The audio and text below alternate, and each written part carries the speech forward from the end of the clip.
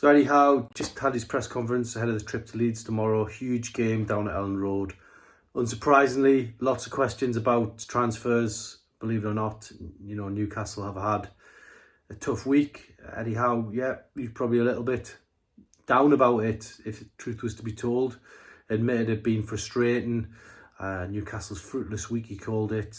Said that, the expectations from outside the club on how much money Newcastle United have got to spend has been a particular problem.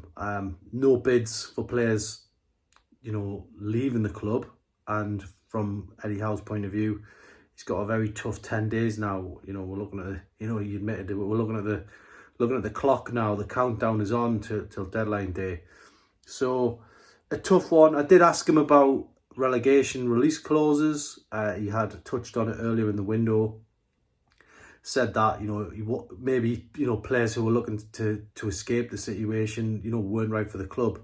However, he said today that it can be looked at on a case-to-case basis, which would point potentially to Jesse Lingard, because he's obviously been in talks with the club. They can't get anything agreed.